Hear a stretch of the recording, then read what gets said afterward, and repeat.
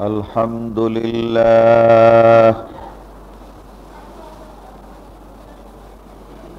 الحمد لله نحمده ونستعينه ونستغفره ونؤمن به ونتوكل عليه ونعوذ بالله من شرور أنفسنا ومن سيئات أعمالنا من يهده الله فلا مضل له ومن يضلله فلا هادي له ونشهد أن لا إله إلا الله وحده لا شريك له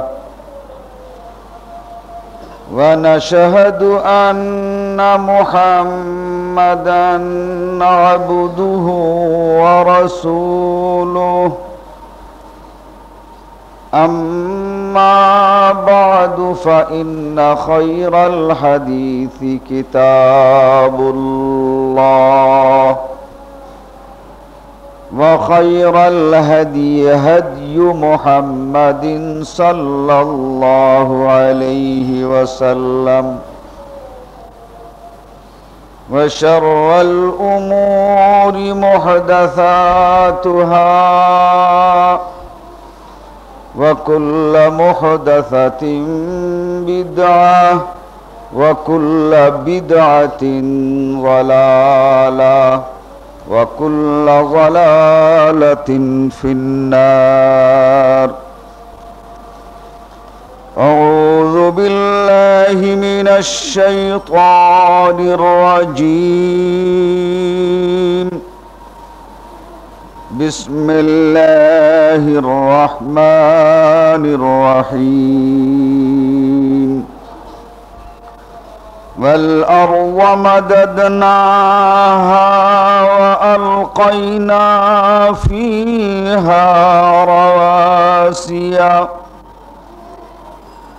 فيها رواسي وأنبتنا فيها من كل شيء موزون আল্লাহ রব্বুল আলামিনের লাখ লাখ শুকর আজকার এই জুমাতে আমরা শরীক হতে পেরেছি নবী মুহাম্মদুর রাসূলুল্লাহ সাল্লাল্লাহু আলাইহি ওয়াসাল্লামের উপরে লাখো সালাত সালাম যার প্রদর্শিত পথ আর হেদায়েত পেয়ে আমরা ন্যায় এবং সত্যকে জানতে বুঝতে পেরেছি অবলম্বন করার তৌফিক পেয়েছি এই খুতবা চলছিল ফাজকুরু আলা আল্লাহ আল্লাহ রাব্বুল আলামিন যে সকল মেহেরবানি আমাদের উপরে নাজিল করেছেন যে সকল দয়া করছেন তিনি আমাদের উপরে যে সকল রহমত নাজিল করেছেন রহমতের যে সকল বিষয় সৃষ্টি করেছেন এই সম্পর্কে স্মরণ করা আল্লাহ রাব্বুল আলামিন সূরা আল হাজরের 19 নম্বর আয়াতে ইরশাদ করেন ওয়াল আরদা মাদাদনাহা এই পৃথিবী আমি তোমাদের সাহায্যের জন্য সবকিছুই এই পৃথিবীতে সৃষ্টি করেছি ওয়া আলকাইনা ফিহা রাওয়াসিয়া এবং এই পৃথিবীতে আমি বহু পাহাড় তোমাদের জন্যই তৈরি করেছি ওয়া আমবাতনা ফিহা মিন কুল্লি শাইইন মাওজুন এবং এই পৃথিবীতে আমি তৈরি করেছি প্রতিটি জিনিস তোমাদের জন্য পরিমিত যার জন্য যেটা দরকার সেটা তৈরি করেছি তোমাদের জন্য যা দরকার তোমাদের এই পৃথিবীতে বসবাস করতে, এই পৃথিবীতে শান্তি সুখের সাথে চলতে, বিচরণ করতে যা দরকার তার সব কিছু দিয়েই আমি তোমাদেরকে সাহায্য করেছি। কিন্তু হে মানুষ, চিন্তা করে দেখো, সাহায্য করেছি আমি তোমাদেরকে, আর মেনে চলছো তোমরা কাকে? এই পৃথিবীতে আমি পাহাড় তৈরি করেছি তোমাদের কল্যাণের জন্যে। এই পাহাড় তোমাদের কল্যাণের উদ্দেশ্যে আর কেউ তৈরি করতে পারেনি, সম্ভব নয়। কিন্তু তোমরা কি সেই পাহাড়ের কল্যাণ ভোগ করে আমাকে মানছো, না তোমরা অন্য কাউকে মানছো? আল্লাহ রাব্বুল আলামিন শেষের দিকে বলছেন, ওয়া আমবাতনা ফিহা মিন কুল্লি শাইইন মাওজুন, এই পৃথিবীর প্রত্যেকটি জিনিস থেকে হে মানুষ তোমার কল্যাণের জন্য আমি তৈরি করেছি তত পরিমাণ, ততটুকু যতটুকু কেবল তোমাকে কল্যাণই দিতে পারে। আমরা যদি এই ভূপৃষ্ঠের দিকে লক্ষ্য করি তাহলে আমরা দেখতে পাবো আমরা বেঁচে থাকি সর্বপ্রথম তা হচ্ছে এই শ্বাস প্রশ্বাস নিয়েই বেঁচে থাকি। আমরা শ্বাস গ্রহণ করি অক্সিজেন, আর যা ছেড়ে দেই তা একটা বিষ, তা কার্বন ডাই অক্সাইড। আল্লাহ রাব্বুল আলামিন ওয়ালকাইনা ফিহা রাওয়াসিয়া ওয়াল আরদা মাদাদনাহা, আল্লাহ তাআলা আমাদেরকে কিভাবে বাঁচতে সাহায্য করছেন। অসংখ্য গাছপালা আল্লাহ তাআলা তৈরি করেছেন, এ ছেড়ে দেয় অক্সিজেন, আর সেই অক্সিজেন আমরা গ্রহণ করি। কিন্তু আমরা যা ছাড়ি তা একটা বিষ। এই বিষ যদি পৃথিবীতে বিচরণ করত, আমরা যা ছেড়ে দেই এটা যদি পৃথিবীতে যেমন তেমন থাকতো, তাহলে পৃথিবীর মানুষ বাঁচত না। যেহেতু ওই অক্সিজেনের সঙ্গে তাকে আবার এই কার্বন ডাই অক্সাইড তার পেটের ভিতরে যেত, তার শরীরের মধ্যে যেত। তো আল্লাহ রাব্বুল আলামিন ওয়া আমবাতনা ফিহা মিন কুল্লি শাইইন মাওজুন, যার জন্য যেটা সেটাই আমি তৈরি করেছি। মানুষ গ্রহণ করবে অক্সিজেন, মিন কুল্লি শাইইন মাওজুন, এই অক্সিজেন আমি গাছের মধ্যে তৈরি করেছি, সেটা ছাড়ে, আর মানুষ এই অক্সিজেন গ্রহণ করে। ওয়ামবাতনা ফিহা মিন কুল্লি শাইইন মাওজুন, আর মানুষের ছাড়া এই বিষ এই গাছগুলো আবার শোষণ করে নেয়। এই বিষগুলো মানুষের দেহে আর ঢুকতে না পারে, মানুষ সুস্থ থাকে, সবল থাকে। তার জন্য আল্লাহ রাব্বুল আলামিন ওই গাছগুলোকে করেছেন যা মানুষ যে বিষ ছাড়ে সেই বিষ শুষে নেয়। ওয়ামবাতনা ফিহা মিন কুল্লি শাইইন মাওজুন, এই গাছের মধ্যে কার্বন ডাই অক্সাইড শুষে নেওয়ার ক্ষমতাকে দিল। আর এই অক্সিজেন গাছ ছাড়বে, এই পদ্ধতি এই কে করলো? আল্লাহই করেছেন। কিন্তু প্রতি শ্বাসে এবং নিঃশ্বাসে আমরা আল্লাহ রাব্বুল আলামিনকে কতটুকু স্মরণ করছি, যে আল্লাহ আমাদের সবচেয়ে বেশি প্রয়োজনের এই শ্বাস প্রশ্বাসের একটি সুন্দর ব্যবস্থা করেছে। এই পানির পরে, এই বায়ুর পরে এই পানির প্রয়োজনীয়তা, এটা কোনো কাফের অস্বীকার করতে পারে না। কিন্তু পানি এই পৃথিবীতে দুটো অবস্থায় পাওয়া যায়। একটা হচ্ছে এই পানি বরফ হয়ে যায়, আবার এই পানি তরল থাকে। মানুষের প্রয়োজনে আসে সর্বাধিক এই তরল পানি। বলতে পারেন পানিকে, যে পানি বরফ হয়ে যায় সেই পানিকে সর্ব অবস্থায় তরল করে মানুষের কল্যাণে নিয়োগ করেন কি? এই তরল কেন থাকে? পানির মধ্যে তাপ গ্রহণ করার একটি ক্ষমতা আছে। আল্লাহ তাআলা ইরশাদ করেন, ওয়া আনজালনা মিনাস সামাই মাআম বিকদর, সূরা আল মুমিনুন 18 নম্বর আয়াত। হে পৃথিবীর মানুষ,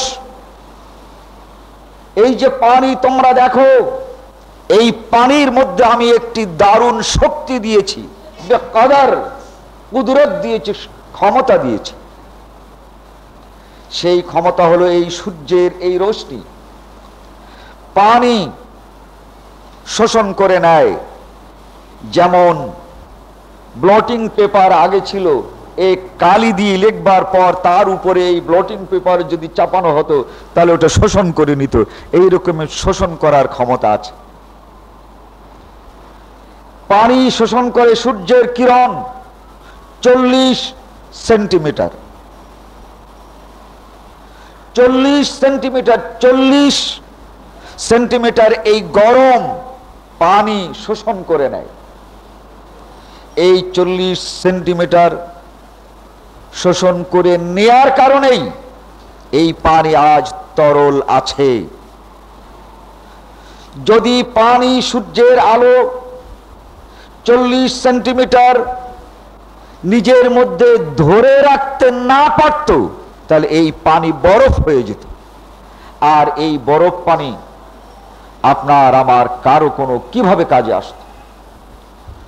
وَأَنزَلْنَا مِنَ الْمَاءِ بِقَدَرٍ وَأَنزَلْنَا مِنَ السَّمَاءِ مَاءً بِقَدَرٍ। এই তরল পানি আমরা অহরহ ব্যবহার করছি। এ দিয়ে আমাদের সব কাজ আমরা সারছি। কিন্তু একবারও কি চিন্তা করে দেখেছি এই পানি রূপী রহমত যে নাজিল করেছেন তার কথা আমরা কতটা শুনেছি, পানি কতটা আমরা ব্যবহার করেছি? আর সেই আল্লাহ রাব্বুল আলামিন যে পানি নাজিল করলেন, যে পানি বরফ আকারে না থেকে তরল আকারে আমাদের কল্যাণ সাধন করেছে, এই পানি আমরা ব্যবহার করছি যতবার, আর আল্লাহর হুকুম আমরা মানছি কতবার। وأنزلنا من السماء ماء بقدر। আল্লাহ রাব্বুল আলামিন এই যে মেহেরবানিগুলো করছেন, প্রতি জায়গাতে আমাদের ভাবা দরকার এবং সেই আল্লাহর দিকে আমাদের অগ্রসর হওয়া দরকার।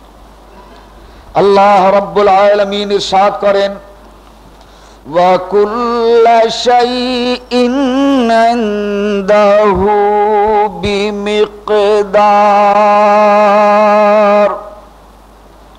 সূরা আর-রাদ 8 নম্বর আয়াত। আল্লাহ বলেন, হে পৃথিবীর মানুষ, কেবলমাত্র তোমাদেরই কল্যাণের জন্য প্রত্যেকটা জিনিসের মধ্যে আমি একটা পরিমাপ সৃষ্টি করেছি।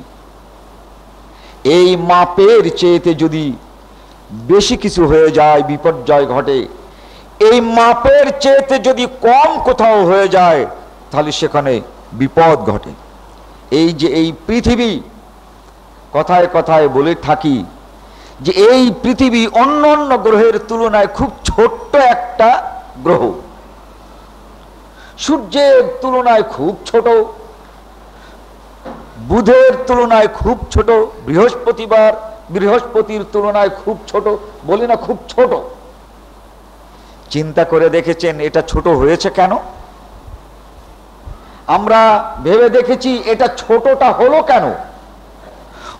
এই পৃথিবী যদি বড় হতো, বড় হতে পারত, কিন্তু এখানে মানুষের অস্তিত্ব বিলুপ্ত হতো। এই পৃথিবী যতটুক আছে তার চেয়েতে যদি ছোট হতো, অন্য কারো কোনো ক্ষতি হতো কি হতো না, কিন্তু মানুষের সভ্যতা, মানুষ এখানে বিলুপ্ত হতো। এই পৃথিবী যদি চাঁদের মতো ছোট হতো, অর্থাৎ বর্তমান পৃথিবীর 4 ভাগের 1 ভাগ যদি হতো, এর মাধ্যাকর্ষণ শক্তি বর্তমানের চেয়ে 6 ভাগের 1 ভাগ হতো। পৃথিবী হতে যে সকল গ্যাস বের হয়, আগে 2 খুতবাতে বলেছি, এই গ্যাস মানুষের জীবন রক্ষা করছে। এই যে বায়ুমণ্ডল, তার উপরে যে গ্যাস মণ্ডল আছে, এটা হতো মাত্র 4 ভাগের 1 ভাগ। এর পরিধি মানুষকে এক ছোট হয়ে যেটা 500 কিলোমিটার আছে, সেটা 120-25 কিলোমিটার হতো। আর এই মানুষগুলো এই পৃথিবীতে বেঁচে থাকতে পারত না, কারণ এই ছোট হওয়ার কারণে মানুষ তার যে দেহের ভার আছে, এই ভার নিয়ে এক কদম এগোতে পারত না। আপনি কি ভেবেছেন আপনি যে হাঁটেন, এক পায়ের পর আর এক পা ফেলেন, চুম্বকের মতো এই পৃথিবী আপনাকে দাঁড় করিয়ে রেখেছে। চুম্বক যেমন কোনো জিনিসকে দাঁড় করিয়ে রাখে, আকর্ষণ করে, আপনাকে আকর্ষণ করছে, তাই আপনি আমি দাঁড়িয়ে আছি। এই দেহটা যদি আপনার 5 ফিট হতো, আর এখন দেহকে আকর্ষণ করার জন্য যতটা আকর্ষণ আছে, এ যদি অর্ধেক হয়ে যেত, তাহলে আপনি এই কাগজের মতো শুধু উড়ে বেড়াতেন। তার কারণ আকর্ষণ কম হতো। 1 পা তুলবার পর আপনার ওজন কমে যেত, লম্বায় ঠিক থাকতেন, আর এই কাগজের মতো বায়ুতে শুধু উড়ে বেড়াতো, মানুষ কোনো কাজ করতে পারত না, এই পৃথিবী যদি ছোট হতো। তার কারণ ছোট হলেই মাধ্যাকর্ষণ শক্তি কম হতো, আর মানুষ যখন তার ওজন কমে যেত, ওজন কমে গেলেই তো ওড়ে আর নড়ে। এই বায়ুর আঘাতে এই সব কিছুতে মানুষ শুধু উড়ে বেড়াত। আল্লাহ তাআলা তাই বলেন, ওয়া কুল্লা শাইইন ইনদাহু বিমিকদার। হে পৃথিবীর মানুষ, এই পৃথিবীর আকারের সঙ্গে তোমার বেঁচে থাকার সংযোগ আছে। এটা যদি ছোট হতো, পৃথিবীর মানুষ বাঁচতে না। অতএব যে আল্লাহ তোমাকে এই পৃথিবীর সঙ্গে সেট করেছেন আর ফিট করেছেন, সেই আল্লাহর কথাটা একবার ভাবো, সেই আল্লাহকে মানার জন্য এগোও। আল্লাহ রাব্বুল আলামিন এই পৃথিবীকে এমন ভাবে তৈরি করেছেন যাতে এই পৃথিবীর মানুষগুলো নিজস্ব জায়গায় অবস্থান করতে পারছে। এখন এই পৃথিবী যদি, আমরা বারবার বলি, খুব ছোট্ট একটা গ্রহ, এটা যদি দ্বিগুণ হতো, এই পৃথিবী যা আছে এর যদি ডবল হতো, তাহলে কি হতো? তাহলে উপরিভাগ যে বায়ুমণ্ডল আছে 500 কিলোমিটার, এই 500 কিলোমিটার কমে মাত্র 20 কিলোমিটারে দাঁড়াতো। কি আশ্চর্য কথা! গত খুতবাতে বলেছিলাম, ওই মহাশূন্য থেকে উল্কাগুলো চলে আসে, আল্লাহ তাআলা এই বায়ুমণ্ডলের বেষ্টনী দিয়ে এই উল্কাপাত এই পৃথিবীতে হতে দেন না। যদি এই 20 মাইল হতো মাত্র, ওই বায়ুমণ্ডল একটি উল্কাকেও এই বায়ুমণ্ডল ঠেকাতে পারত না, সবগুলো এই পৃথিবীতে পড়তো। আর ওই উল্কাগুলো প্রতি সেকেন্ডে 30 মাইল বেগে আসছে। একটি উল্কা ঠেকাবার মতো এই বায়ুমণ্ডলের ক্ষমতা থাকতো না। একদিন এই পৃথিবী শেষ হয়ে যেত, এই পৃথিবীর কিছুরই অস্তিত্ব থাকতো না। 30 লক্ষ উল্কা একই সঙ্গে আঘাত হানছে, আর প্রতিটির গতিবেগ হচ্ছে প্রতি সেকেন্ডে 30 কিলোমিটার। তাহলে যেখানে 20 মাইল থাকতো মাত্র পরিধি, আর 1 সেকেন্ডে 30 কিলোমিটার বেগে যদি আসতো, তাহলে এই পৃথিবীতে কি থাকতো? তার কারণ প্রথম আঘাতেই আঘাত ভেদ করে এই পৃথিবীতে চলে আসতো। আল্লাহ তাআলা বলেন, হে পৃথিবীর মানুষ, স্মরণ করো আমাকে। ওয়া কুল্লা শাইইন ইনদাহু বিমিকদার। এই পৃথিবী যদি এর অর্ধেক হতো, তাহলে মধ্যাকর্ষণ শক্তি অর্ধেক হয়ে যেত। আর এ যদি দ্বিগুণ হয়, তাহলে এই মধ্যাকর্ষণ শক্তি হবে দ্বিগুণ। সে আপনাকে চুম্বকের মতো টেনে ধরবে, এই শক্তি হবে দ্বিগুণ। এর ফলে হতো এই যে আপনি এখন যে স্বাচ্ছন্দ্য চলতে পারছেন, চলতে পারতেন না, যেহেতু এই পৃথিবী টেনে ধরছে। ফলে এখন মানুষ, একটি সুস্থ মানুষ 1 ঘন্টায় 3 মাইল হাঁটাচলা করতে পারে, 3 মাইল পর্যন্ত হাঁটতে পারে। মনে করুন মেম্বার থেকে ওই মসজিদের ওই পর্যন্ত যাবে, ওইখান থেকে বাজারে যাবে, একটা গতিবেগ আছে। তো একটি সুস্থ মানুষের গতিবেগ হচ্ছে 3 মাইল। কিন্তু এই পৃথিবী যদি দ্বিগুণ হতো, তাহলে এই মানুষের চলার গতি থেমে গিয়ে 1 মাইল জায়গা হাঁটতে দ্বিগুণ সময় লাগতো, অর্থাৎ 1 ঘন্টার পরিবর্তে 2 ঘন্টা লাগতো। যেখানে ঢাকায় এখন আমরা যাচ্ছি 8 ঘন্টায়, এই ঢাকা যেতে আমাদের সময় লাগতো 16 ঘন্টা। এইভাবে মানুষের এই গতিবেগ থেমে গিয়ে মানুষ যেখানে 8 ঘন্টায় যে কাজ করে, এই কাজ করার জন্য তাকে 16 ঘন্টা ব্যবহার করতে হতো। 8 ঘন্টার ডিউটি 16 ঘন্টা করত। মানুষ পরিশ্রম করে হেঁটে চলে আর বেঁচে থাকতে পারত না। পৃথিবী যদি দ্বিগুণ হতো, আমাদের উপরেও এই বায়ুর বাতাসের একটি চাপ আছে। যেমন মনে করুন এই মাছ পানির নিচে আছে, পানির ওজন আছে। একটি মাছ নিচে থাকলে পরে যতটুকু উপরে পানি আছে, এই পানির একটি চাপ এই মাছের উপরে পড়ে। ঠিক তেমনি করে এই মানুষ, আমরা বেঁচে আছি, আমাদের চতুর্দিকে যে হাওয়া, এই হাওয়ার একটি চাপ আমাদের উপরে আছে। বর্তমানের এই চাপ প্রতি ইঞ্চিতে 15 পাউন্ড, তাই আমরা ঘুরে ফিরে বেড়াতে পারছি। কিন্তু যদি পৃথিবী দ্বিগুণ বড় হতো, তাহলে এই চাপ হতো আমাদের উপরে 30 পাউন্ড। এই 30 পাউন্ড ওজন নিয়ে মানুষ চলাফেরা করতে পারত না।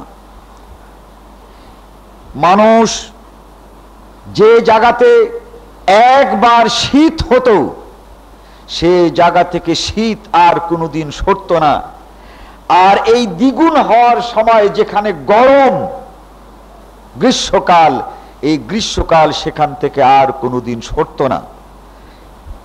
আগের খুতবায় বলেছি, এই শীত আর গ্রীষ্ম, এই মৌসুমগুলো দরকার এই মানুষের জন্য। তার কারণ এক মৌসুমে ফসল তার চারা হয়, ওই মৌসুমটা যদি জায়গায় দাঁড়িয়ে থাকে, তো কেবলমাত্র চারাই থাকবে, তাতে আর ফল হবে না। ওই মৌসুম সরে যেতে হবে, তার পরবর্তী মৌসুম আসবে, তখন ওই চারাটি আবার ফল দিতে শুরু করবে। এই ফল দেওয়ার মৌসুমে যদি সব সময়ের জন্য টিকে থাকে, তাহলে তো ফল আর পাকবে না। আল্লাহ তাআলার কুদরত, ওই সময়টা সরে যাওয়ার পর আবার ফল পাকার মৌসুম আসবে। এই ধরনের এই 6টি মৌসুম পৃথিবীর জন্য অপরিহার্য, কেবলমাত্র মানুষের উদ্দেশ্যে। এই পৃথিবী আমরা ছোট বলি, কখনো চিন্তা করে দেখেছি এই পৃথিবী যদি বড় হয়, তাহলে আমাদের জন্য বিপর্যয় কোথায়? আল্লাহ তাআলা বলেন, ওয়া কুল্লা শাইইন ইনদাহু বিমিকদার। হে পৃথিবীর মানুষ, একবার চিন্তা করো। যারা চিন্তা করে তাদের কথা আল্লাহ বলেন, যারা ঈমানদার, আল্লাযীনা ইয়াযকুরুনাল্লাহা কিয়ামান ওয়া কুউদা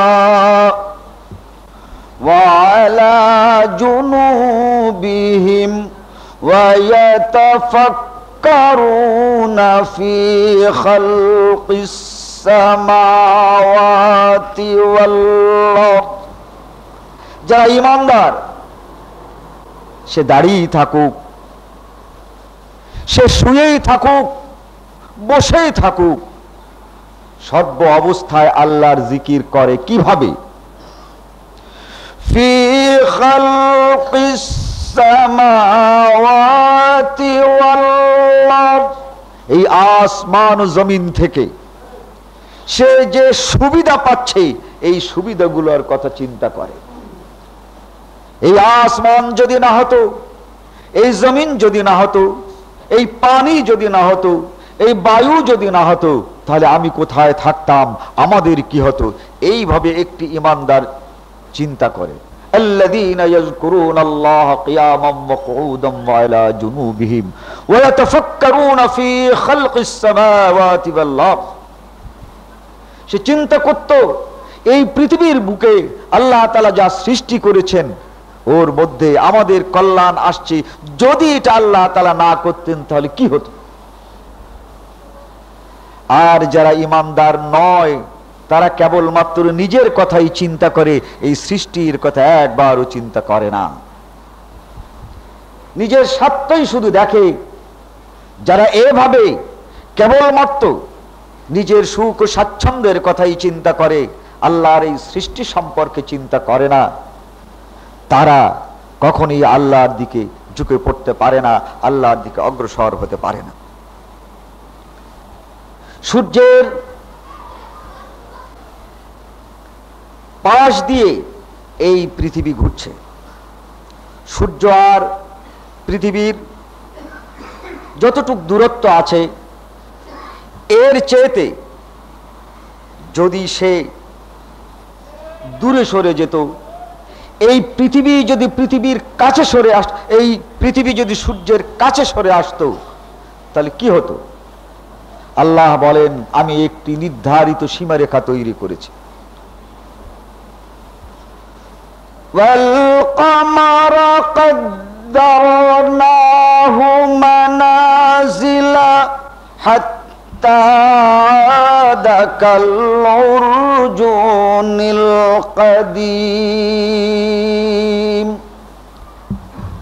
লাশ-শামসু ইয়ানবাগী লাহা আন তুদরিকাল কামার ওয়া কুল্লুন ফি ফালাকিন ইয়াসবাহুন। হে পৃথিবীর মানুষ, সূর্যকে আমি একটি নির্দিষ্ট দূরত্বে রেখেছি, তার থেকে চন্দ্রকে একটি নির্দিষ্ট দূরত্বে রেখেছি। ওই সূর্য থেকে আমি পৃথিবীকে একটি সুনির্দিষ্ট দূরত্বে রেখেছি। এই যাকে যতটুকু দূরে রেখেছি এগুলো এমনি এমনি হয় নাই, এটা আমি হিসাব নিকাশ করে রেখেছি। ওয়াকুল্লু শাইইন ইনদাহু বিমিকদার, একটি সুনির্দিষ্ট মিকদার এবং সুনির্দিষ্ট পরিমাণ আমি সৃষ্টি করেছি। وَأَنبَتْنَا فِيهَا مِنْ كُلِّ شَيْءٍ موزون। এই সুনির্দিষ্ট দূরত্বে রাখার পরেও প্রত্যেককেই আলাদা আলাদা ডিউটি দিয়েছি, দায়িত্ব দিয়েছি। এক গ্রহ আর এক গ্রহের দায়িত্বের ভিতরে ঢুকে পড়ে না। সূর্যের গতিপথে কখনো চাঁদ গিয়ে বাধা দেয় না, চাঁদের গতিপথে কখনো পৃথিবী গিয়ে বাধা দেয় না, পৃথিবীর গতিপথে কখনো সূর্য এসে বাদ সাধে না। কেন বলতে পারো? এ সবগুলোকে আমি নিয়ন্ত্রণ করছি। ওয়াকুল্লুন ফি ফালাকিন ইয়াসবাহুন। যদি এই পৃথিবী সূর্যের মতো বড় হতো তাহলে বোধ হয় খুব ভালো হতো, মেলা জায়গা জমি পেতাম। জায়গা জমির অভাব, পৃথিবীর মানুষের অভাব, তাই যদি এটা সূর্যের মতো বড় হতো তাহলে বোধ হয় আমাদের জন্য থাকতে, বসবাস করতে খুবই আরাম হতো। যদি সত্যি এই পৃথিবী সূর্যের মতো বড় হতো তাহলে এই মাধ্যাকর্ষণ শক্তি 150 গুণ বেশি হতো। বায়ুমণ্ডল 500 মাইলের পরিবর্তে মাত্র 4 মাইল এসে দাঁড়াতো। আগে বলেছি 20 মাইল, এবার হতো 4 মাইল। এতে এই পৃথিবীকে মহাশূন্য থেকে যে বস্তুগুলো আক্রমণ করে, সেই আক্রমণ থেকে এই পৃথিবীকে রক্ষা করার কিছুই থাকতো না। পানি সব সময়ের জন্য ফুটতে থাকতো, টকবক করে ফুটতো। মানুষ এই পানি কিছুতেই ব্যবহার করতে পারত না।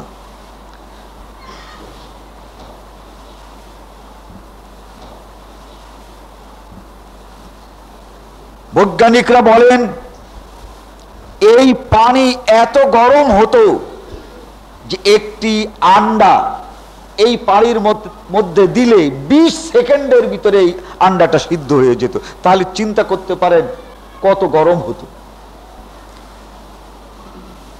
বায়ুর চাপ 1 টন হতো। বস্তুর উপরে 15 থেকে 20 পাউন্ড ওজন সব সময়ের জন্য স্থায়ী থাকত। মানুষ এই ওজনে আর এই চাপে ক্ষুদ্র কাঠ বিড়ালির মতো হয়ে যেত, ছোট হয়ে। এদিকে মাধ্যাকর্ষণ আর ওদিকে উপরের চাপ, বায়ুমণ্ডলের এই উষ্ণতা, এতে এই মানুষগুলো কাঠ বিড়ালির মতো হতো। চিন্তা করেন তাহলে কাঠ বিড়ালির মতো মানুষ এই ট্রাক্টর চালাতো কে, ট্রাক চালাতো কে, রিক্সা চালাতো কে, নিজেই বা কেমন করে চলতো। وَكُلَّ شَيْءٍ عِندَهُ بِمِقْدَارٍ। এই পৃথিবী, এই পরিমাণ রক্ষা কে করেছেন? আল্লাহ। কাদের জন্য করেছেন? এই মানুষের জন্য করেছেন। সেই মানুষ এই আল্লাহর জন্য কি করছে? আল্লাহর হুকুম কতটা মানছে? যে আল্লাহ এই পৃথিবীর মানুষের উপরে এত দয়া করছেন, সে মানুষ তাকে কতটুকু মানছে? এই মানুষ তখন ভ্রমণের অনুপযুক্ত হয়ে যেত, এক জায়গার থেকে অন্য জায়গাতে যেতে পারত না যদি এই পৃথিবী সূর্যের মতো বড় হতো। কিন্তু একে এই সমপরিমাণ রেখেছেন আল্লাহ রাব্বুল আলামিন। কিন্তু আল্লাহ সব জায়গাতে একটি পরিমাপ রেখেছেন, পরিমাণ রেখেছেন আমাদের কল্যাণের জন্য। কিন্তু আমরা কি আল্লাহ রাব্বুল আলামিনের সেই পরিমাণ আমাদের জন্য যা তিনি দিয়েছেন তাকে রক্ষা করে চলেছি? সূরা আদ-দাহরের মধ্যে আল্লাহ তাআলা বলেন, ইন্না হাদাইনাহুস সাবিল ইম্মা শাকিরান ওয়া ইম্মা কাফুরা। হে পৃথিবীর মানুষ, আমি তোমার সামনে দুটো পথ খোলা রেখেছি। একটি হচ্ছে আমার দেওয়া সীমা, এই সীমার মধ্যে থাকবে। আর একটি হচ্ছে আমার দেয়া সীমার বাইরে গিয়ে যা ইচ্ছা তাই করবে। ইন্না হাদাইনাহুস সাবিলা ইম্মা শাকিরা। তুমি শুকরগুজার হবে, তুমি চিন্তা করবে এই পৃথিবীর সৃষ্টি তোমার জন্য আমি করেছি, তুমি যাতে এই পৃথিবীতে সুখ ও স্বাচ্ছন্দ্যে বসবাস করতে পারো তারই জন্য সকলকে আমি একটি সীমার পরিসীমা দিয়েছি। তোমার চলার জন্য এই পৃথিবীতে আমি একটা সীমা দিয়েছি। ইম্মা শাকিরান ওয়া ইম্মা ইম্মা কাফুরা, তুমি শাকির হবে, শুকর করবে, তুমি ঈমানের পথে চলবে। ওয়া ইম্মা কাফুরা, আর যা ইচ্ছা তাই করবে, যা ইচ্ছা তাই করবে। এটা আমার সীমার বাইরে, শয়তানের সীমায়। আর আমার সীমার বাইরে তুমি যাবে না। তিলকা হুদুদুল্লাহ ফালা তা'তাদুহা,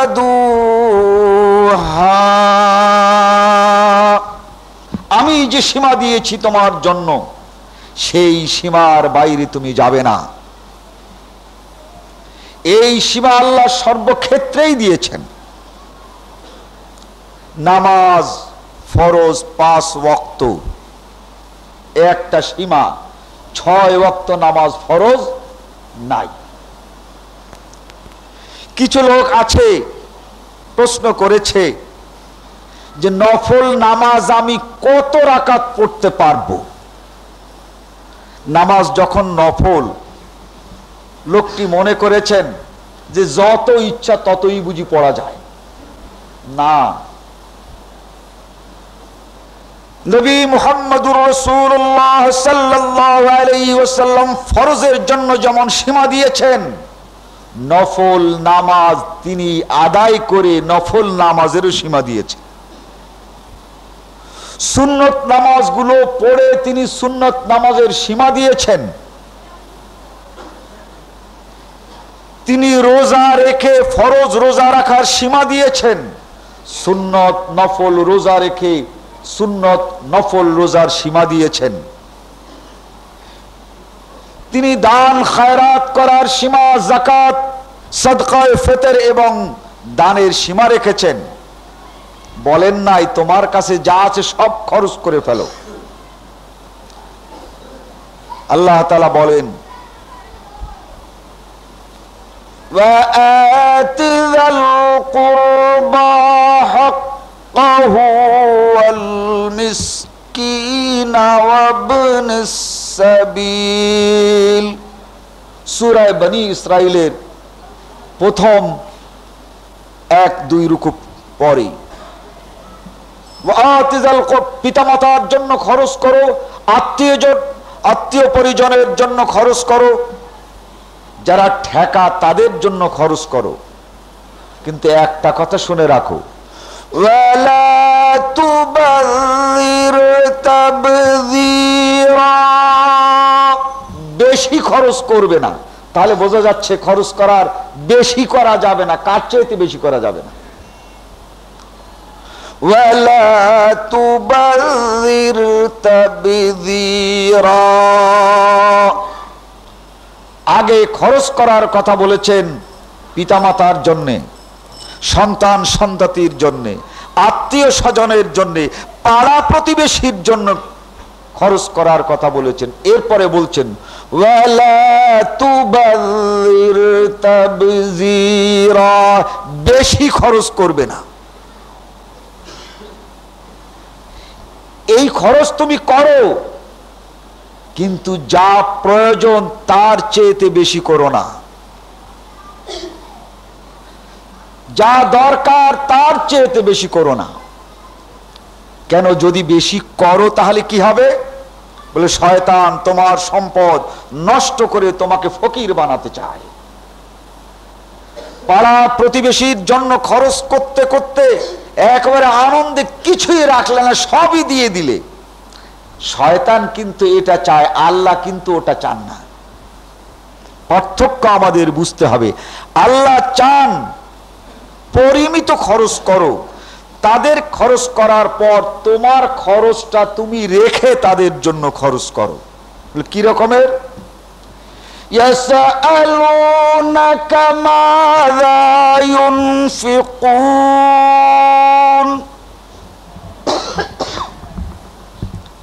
হে নবী তোমার কাছে সম্পদশালীরা খরচ করার মসলা জিজ্ঞাসা করবে। ইয়াসআলুনাকা, মসলা জিজ্ঞাসা করছে যে হে আল্লাহর নবী কত খরচ করব? কুলিল আফ, ওদেরকে বলে দাও পিতামাতার জন্য রাখো, সন্তানের জন্য রাখো, নিজের জন্য রাখো, 1 বছরের জন্য রাখো। রাখার পর তোমার যা অতিরিক্ত হয় এগুলো খরচ করো। কিন্তু তুমি নিজের জন্য রাখলে না, আর সব খরচ করে দিলে, এতে আল্লাহ তাআলা সন্তুষ্ট হতে পারছেন না। ওয়ালা তুবাযির তাবযীরা, এর চেয়ে বেশি খরচ করা আল্লাহ পছন্দ করেন না। এই বেশি কোথার থেকে হবে? প্রয়োজনীয় মায়ের খরচটা আপনি খালার জন্য খরচ করে ফেললেন, প্রয়োজনীয় বাবার খরচটা শ্বশুরের জন্য করে ফেললেন, প্রয়োজনীয় সন্তানের জন্য খরচটা আপনি একেবারে কোনো সবাই চাঁদা দিয়ে দিলেন। এর নামই কিন্তু অতিরিক্ত খরচ। ওয়ালা তুবাযির তাবযীরা, এই অতিরিক্ত খরচ যদি তুমি করো তাহলে তুমি কে? ইন্নাল মুবাযযিরিনা কানু ইখওয়ানাশ শায়াতিন, এই অতিরিক্ত খরচ যে করে সে শয়তানের ভাই। বাবার জন্য প্রয়োজনীয় খরচটা যা ছিল তার একজনের জন্য করলেন, একেবারে দিলদারি দেখালেন, আপনি শয়তানের ভাই হয়ে গেলেন। সংসারের জন্য যে খরচটা আপনার প্রয়োজন ছিল তার থেকেও আপনি কাউকে কিছু বেশি দিয়ে ফেললেন। ওয়াজ কিন্তু আমাদের দেশে তাই হয়। আপনি শয়তানের ভাই হয়ে গেলেন। তার কারণ এর পরে আপনাকে হয় মানুষের সঙ্গে বেঈমানি করতে হবে, মানুষের সঙ্গে ওয়াদা খেলাপ করতে হবে, মানুষের সঙ্গে আপনাকে ব্যবহার খারাপ করতে হবে, নতুবা মানুষের সম্পদ চুরি করে আপনার এই অভাব পূরণ করতে হবে। আপনি দুবেলা না খেয়ে পারবেন না, খাবারটা তো দিয়ে দিচ্ছেন, এখন হবে কি? এই খাবার আপনাকে চাই, হয় আপনাকে ভিক্ষা করতে হবে, নতুবা আপনাকে চুরি করতে হবে, নতুবা মানুষের কাছে ওয়াদা খেলাপ করতে হবে। বলবেন যে পরশুদিন আপনার এই চালের দাম দিয়ে দেব, পরশুদিন তো দূরের কথা, 1 বছরও দিতে পারবেন না, টাকা তো খরচই করে ফেলেছেন। ইন্নাল মুবাযযিরিনা কানু ইখওয়ানাশ শায়াতিন ওয়া কানাশ শাইতানু লিরাব্বিহি কাফুরা, ও কামা ক্বাল। আল্লাহ বলেন, শয়তান তোমাদেরকে এই দানে উৎসাহিত করতে চায় কেন? লিরাব্বিহি কাফুরা, এই শয়তান তো আল্লাহকে মানে না, আর তোমরা যাতে আল্লাহকে না মানো এই জন্য এই সীমা লঙ্ঘন করার বুদ্ধি দেয়। এভাবে আল্লাহ রাব্বুল আলামিন সব কিছুরই একটি সীমা দিয়েছেন। একজন সাহাবী বলেন, ইয়া রাসূলুল্লাহ, মানুষের জীবনে হজ ফরজ হয় কয়বার? বলে 1 বার। বলে হুজুর কয়বার? আর আল্লাহর নবী কিছু বলেন না। বলে হুজুর কয়বার? আর কিছু বলেন না। আবার বলেন হুজুর কয়বার? আর কিছু বলেন না। অনেকক্ষণ পর বলেন, কে প্রশ্ন করেছিল? বলে হুজুর আমি। বলে দেখো, আমি 1 বার বলেছি, তুমি আবার জিজ্ঞাসা করেছিলে কয়বার? আমি যদি বলতাম আর 1 বার, তাহলে হয়ে যেত কয়বার? 2 বার। এরপরে তুমি আবার প্রশ্ন করেছিলে, আমি যদি বলতাম আর 1 বার, তাহলে হজ ফরজ হতো 2 বার, 3 বার। এইভাবে তুমি বলতে থাকতে আর আমি বলতে থাকতাম, তাহলে হজ এইভাবে ফরজ হয়ে যেত। আর বান্দার কাছে হজ করতে করতে শেষ পর্যন্ত আসা যাওয়ারও পয়সা থাকতো না। মানুষের জীবনে এই হজ ফরজ হয়েছে 1 বার। এভাবে আল্লাহ তাআলা বলেন, ওয়াতিলকা হুদুদুল্লাহ, আল্লাহ যেমন প্রত্যেকটা জিনিসের মধ্যে একটি সীমা রেখেছেন, তোমাদের মধ্যে আমি সীমা রেখেছি। তবে তোমরা যদি তোমাদের সীমা লঙ্ঘন করো বিপর্যয় হয় না, আমি যদি সীমা লঙ্ঘন করি তাহলে তোমরা এই পৃথিবীতে টিকে থাকতে পারো না। আমি সীমা দিয়েছি, সেই সীমা তোমরা লঙ্ঘন করো। কিন্তু এই বাতাসের জন্য যে সীমা আমি দিয়েছি, সেই সীমা যদি আমি লঙ্ঘন করি, তাহলে প্রতিদিন উড়িষ্যা হতে পারে, এতে কোনো সন্দেহ নাই। এই যে উড়িষ্যায় যাওয়া হলো, প্রতিদিন হতে পারে। শোনে হে পৃথিবীর মানুষ, তোমরা বারবার সীমা লঙ্ঘন করো।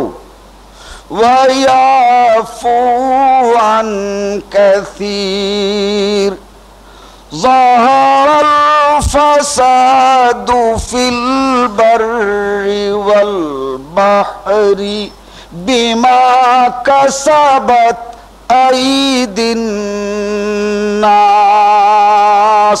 এই পৃথিবীতে যে সকল বিপর্যয় দেখো, ঝড় ঝঞ্ঝা দেখো, ভূমিকম্প দেখো, অতিবৃষ্টি দেখো, অতি খরা দেখো, এটা কিন্তু তোমাদের এই সীমা লঙ্ঘনেরই ফল। যাহারাল ফাসাদু ফিল বাররি ওয়াল বাহরি বিমা কাসাবাত আইদিন নাস লিইউযীকাহুম বাযুল্লাযী আমিলু। তোমরা যত সীমা লঙ্ঘন করো, সেই প্রতিটি সীমা লঙ্ঘনের জন্য যদি তুমি এই দুনিয়ায় শাস্তি পাও আর আমি তোমাদেরকে শাস্তি দেই, তাহলে পৃথিবীর বুকে এক সেকেন্ড তোমরা চলতে পারবে না, বেঁচে থাকতে পারবে না। লিইউযীকাহুম বাযুল্লাযী আমিলু। যখন তোমাদের সীমালঙ্ঘন একটি চরম পর্যায়ে পৌঁছায়, তখন মাঝে মাঝে তোমাদেরকে হুঁশিয়ার করার জন্য আমি কিছু কিছু শাস্তি দেয়। লিউযীকাহুম বাজ, কিছু অপরাধের শাস্তি আমি দিয়ে থাকি। কেন? লাআল্লাহুম ইয়ারজিউন, মানুষ যেন তার এই সীমা লঙ্ঘনের কথা স্মরণ করে সেই সীমার ভিতরে চলে আসে, সীমার বাইরে যেন না থাকে। যাহারাল ফাসাদু ফিল বাররি ওয়াল বাহরি বিমা কাসাবাত আইদিন নাস লিইউযীকাহুম বাযুল্লাযী আমিলু লাআল্লাহুম ইয়ারজিউন। কিন্তু যে মানুষগুলো এই সামুদ্রিক জলোচ্ছ্বাস আর ভূমিকম্প, অনাবৃষ্টি, ফসল হানি এগুলো হওয়ার পরেও যারা শোধরায় না, আল্লাহ বলেন ওদের জন্য তোমাদের সকলকেই আমি শেষ করে দিতে পারি, কিন্তু তা কিন্তু করি না। আল্লাহ বলেন ওয়ায়াফু আন কাসীর। হে পৃথিবীর মানুষ, যারা এই সীমার মধ্যে থাকো, তোমরা যত কম হও, তবুও তোমাদের জন্যই আমি শাস্তিটা দেই না। তার কারণ তোমরা কষ্ট পাবে। এই ঈমানদারদের কষ্ট আল্লাহ রাব্বুল আলামিন দিতে চান না বলেই অনেক শাস্তি অপরাধীদের কম করে দেন। আর যারা অপরাধী, তারা অপরাধ করে করে মনে করে এটাই স্বভাব আর এটাই আমরা করে যাই। অন্যত্র আল্লাহ তাআলা বলেন যে এই মানুষগুলো ফারিহু বিমা আতাও, তাদের উপরে তারা এত নির্লজ্জ, এত বেহায়া। ফারিহু বিমা আতাও, চট্টগ্রামে ঘূর্ণিঝড় হয়েছে, খুলনায় তো হয় নাই, বেঁচে গেছি। কিন্তু চট্টগ্রামের লোকেরা উড়িষ্যায় ঘূর্ণিঝড় হয়েছে, কই রংপুর আর দিনাজপুরে হয় নাই, বেঁচে গেছি। হে পৃথিবীর মানুষ, আল্লাহ বলেন তুমি যে বেঁচে গেলে, বলো এই রংপুর আর দিনাজপুরের জন্য যে আল্লাহ, তিনি কি উড়িষ্যার আল্লাহ নন? তিনি কি চট্টগ্রাম আর ভোলার আল্লাহ ছিলেন না? ওখানে বিপর্যয় দিলেন আর তোমাকে রক্ষা করলেন, তার জন্য তুমি কয়বার শুকর আদায় করেছো, কয়বার সেই আল্লাহ রাব্বুল আলামিনের প্রতি কৃতজ্ঞতা প্রকাশ করেছো। ফারহিউ বিমা আতাও, বলে বেঁচে গেছি। এই বেঁচে যাওয়ার উপরে তারা ফখর করে, বেঁচে যাওয়ার উপরে তারা অহংকার করে, বেঁচে যাওয়ার উপরেই তারা কথাবার্তা বলে। কিন্তু যারা বেঁচে যায় নাই, ওই অংশে আল্লাহ তাআলা কিছু দিয়ে সকল মানুষকে যে পরীক্ষা করছেন এবং পথে আসতে বলছেন, এই কথাটা তখন আর তাদের মনে থাকে না। বেঁচে গেছি এইটাই শুধু বারবার। আল্লাহ রাব্বুল আলামিন তাই বলছেন ওয়াকুল্লু শাইইন ইনদাহু বিমিকদার, হে পৃথিবীর মানুষ, আমার কাছে যেমন একটি মিকদার আছে, আর তোমাদের জীবন যাপন করার জন্য আমিও কিন্তু একটি মিকদার দিয়েছি, একটি সীমা দিয়েছি, একটি পরিসংখ্যান দিয়েছি, এর বাইরে তোমরা যাবে না। ফালা তাতাদুহা, সেই সীমা তোমরা লঙ্ঘন করবে না। ওমান ইয়াতাআদ্দা হুদুদাল্লাহ ফাকাদ যালামা নাফসা, শুনে রাখো, যারা এই আল্লাহর সীমা লঙ্ঘন করবে তাদের শাস্তি পেতে হবে। তবে এই দুনিয়ার শাস্তি কিন্তু সেই শাস্তি নয়। কোন লোক একটা খুন করেছে, খুন যখন প্রমাণিত হবে তার ফাঁসি হবে। কিন্তু যে ব্যক্তি 10টা খুন করেছে, এই 10 খুনের জন্য কি শাস্তি দেয়া যাবে? 10 বার তাকে জীবিত করাও সম্ভব নয়, আর 10 বার তাকে ফাঁসি দেওয়াও সম্ভব নয়। আল্লাহ তাআলা বলেন, এই কিয়ামতের দিন এই শাস্তি তোমাদেরকে পেতেই হবে। অতএব আল্লাহ তাআলা যেভাবে তার সীমা রক্ষা করে তোমাদের শান্তি দিচ্ছেন, তোমরাও এই সীমা যদি অতিক্রম না করো, সেই সীমার মধ্যে থাকো, আল্লাহ দেওয়া বিধি বিধানের মধ্যে থাকো, তাহলে তোমরা এই দুনিয়াতেও শান্তি ভোগ করবে আর আখিরাতেও শান্তি ভোগ করবে। বারাকাল্লাহু লানা ওয়া লাকুম ফিল কুরআনিল আযীম ওয়া নাফা'না ইয়্যাকুম বিল আয়াতি ওয়াজ যিকরিল হাকীম ইন্নাহু তাআলা দুআ।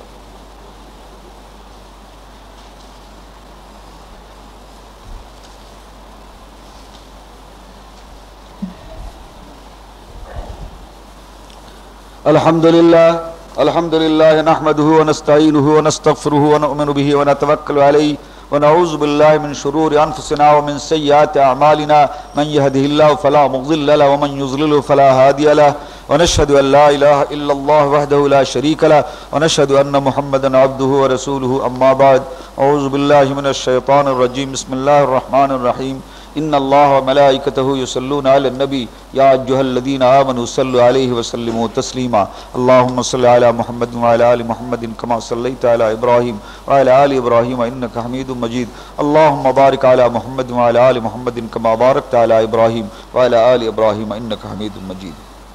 প্রশ্ন করা হয়েছে, মসজিদের ভিতর দাঁড়িয়ে আজান দেওয়া বেদাত কিনা? একেবারেই বেদাত। মসজিদের ভিতরে দেবেন না, কমপক্ষে মসজিদের দুয়ারে দিবেন। আবু দাউদ শরীফের মধ্যে এই আজানের অধ্যায়, জুমার আজানের অধ্যায় পাবেন, যে আল্লাহর নবী বলেছেন আলা বাবিল মসজিদ, কমপক্ষে মসজিদের দরজায় আজান দিতে হবে, মসজিদের ভিতরে দেয়া যাবে না। নামাজের পূর্বে কোন প্রকার কোন কোন দ্রব্য হালাল খেলে পুনরায় ওযু করা নামাজ পড়তে হয়? নামাজের পূর্বে কোন কোন দ্রব্য খেলে পুনরায় ওযু করে নামাজ পড়তে হয়? ভাই, মানুষ যা খেতে পারে সবই হালাল খাবার। মানুষের জন্য আল্লাহ তাআলা যে খাবারগুলো রেখেছেন সেগুলো কিন্তু হালাল খাবার।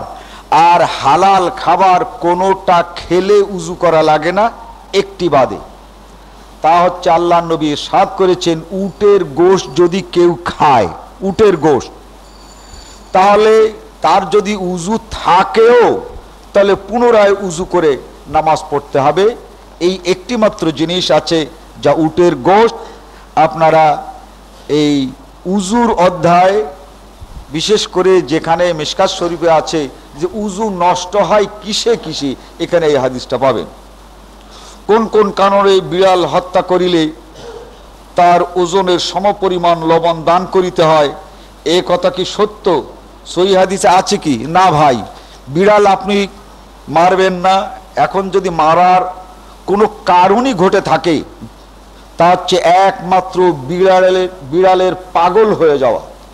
জেনে রাখবেন, কুকুর পাগল হলে, এই কুকুর যদি কামড়ায় তাহলে হাইড্রোফোবিয়া, তার মানে জলাতঙ্ক হতে পারে। ঠিক এই রকমের বিড়ালও যদি পাগল হয়ে যায়, সে যদি কোনো মানুষকে কামড়ায়, সে যদি কোনো জীব জানোয়ারকে, মুরগি মোরগকে কামড়ায়, তাহলে কিন্তু তারও এই জলাতঙ্ক রোগ হয়। একমাত্র কারণ হচ্ছে এই যে এই বিড়াল আপনি তখন মারতে পারেন কেবলমাত্র আপনার কবুতরের বাচ্চা খায় বলে আপনি বিড়াল মেরে ফেলবেন, এটা কিন্তু দুরুস্ত নাই। বদ্ধ পুকুরে ডোবা যেখানকার পানি সচরাচর ব্যবহার করা হয় না, উক্ত পানিতে প্রস্রাব করা যাবে কিনা বিশদভাবে জানাবেন। আপনার পেশাব করার আর কোনো জায়গা নাই, একেবারে ওইটার পাশে বসেই সমস্ত মশলা আপনার মনে পড়লো, বুঝতে পারছি না। যা হোক, তবু যে বদ্ধ পানি মানুষ ব্যবহার করার সম্ভাবনা আছে বলে আপনি একজন মানুষ হিসাবে টের পাবেন, নাউজুবিল্লাহ, সেই পানিতে কখনো পেশাব করবেন না। আপনার প্রশ্নতে বোঝা যাচ্ছে যে আপনি ওই বদ্ধ পানির পাশে, কুলে, যেখানে পানি নাই, মাটিতে আছেন। ভাই, মাটিতে বসে ওই পানির মধ্যে পেশাব করবেন, এই পাগলামি আপনার মাথায় চেতলো কেন? মাইকে আজান দেওয়া বেদাত কিনা? মাইকে আজান দেওয়াটা মোটেই বেদাত নয়, যেহেতু এটা শরীয়তের কোনো ব্যাপার না। শরীয়তের মধ্যে কিছু বাড়ানো হচ্ছে বেদাত। আর এই মাইক্রোফোন, এটা শরীয়তের কোনো বিষয় নয়, শরীয়তের কোনো বস্তু নয়। মাইকে যদি আজান দেওয়া যায়, তার আজানের দুটো বাক্য কম করা যায় না। আজানের যে কয়টা বাক্য আছে সেই কয়টাই কিন্তু মাইকে আজান দিতে হয়। তাহলে মাইক আমার করলো কি? আজানের একটা শব্দ তো কমাতে পারলো না। মাইকে আজান দিয়েছেন বলে আপনি আজানের একটি বাক্য বাড়ানো যায় না। তাহলে এই মাইকের সঙ্গে আজানের কোনো সম্পর্ক নাই। এটা হচ্ছে কেবলমাত্র শব্দ বৃদ্ধি করে, আওয়াজ বৃদ্ধি করে। আজান এবং একামাতে কিছুই বাড়াতে কমাতে পারে না। অতএব এটা শরীয়তের বিষয় নয়। শরীয়তের বিষয় হলেই সেটা বেদাত হয়, আর শরীয়তের বিষয় যেটা নয় সেটা কখনো বেদাত হয় না। ফাজকুরুনি আযকুরুকুম ওয়াশকুরুলি ওয়ালা তাকফুরুন।